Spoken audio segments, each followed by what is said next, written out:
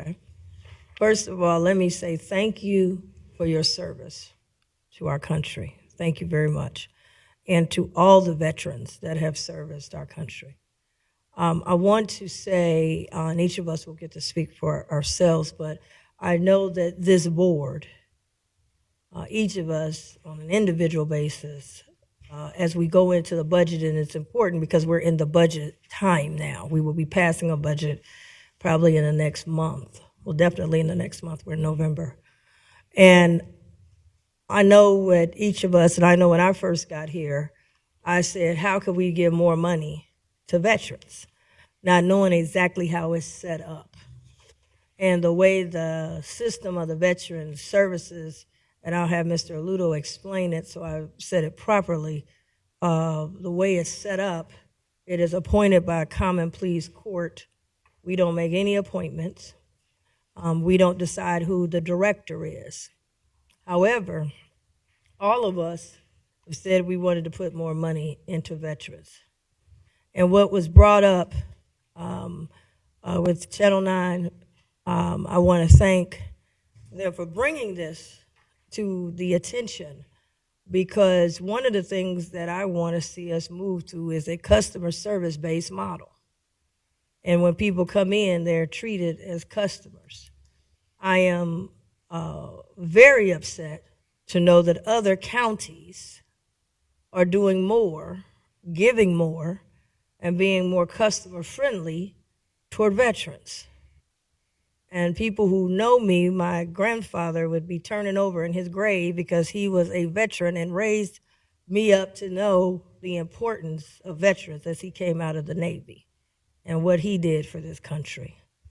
So it is totally unacceptable that any veteran living in Hamilton County, because that's the county we're in, is treated with nothing, anything less than first-class service. I got a call from Joe Mallory last night, who also was a veteran, who indicated that he had someone contact him that had issues and had to go over there, and it was not a pleasant situation.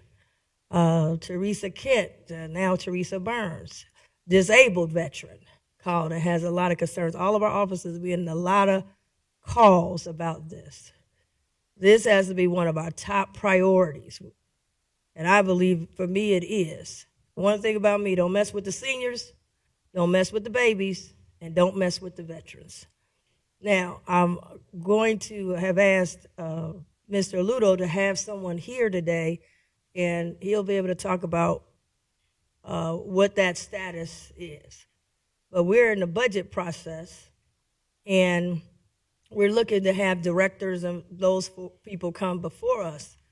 We can fund it, but we got to also make sure the funding gets to the people.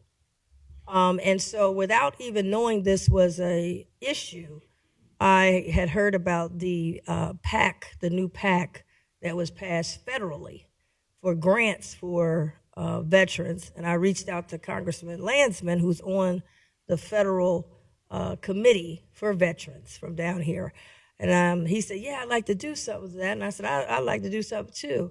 And so November 18th, which is a Saturday, we are having something at the main library for veterans to be able to fill out for these different grants that are available, because I wanted more coming here. And that's going to happen on November 18th. But as it relates to what's going on with this, I wanted to have the administrator, and then I open up to my colleagues, but I want to hear from the administrator on this $31 million over 5+ years that was reported, and where are we with the Veteran Services Commission?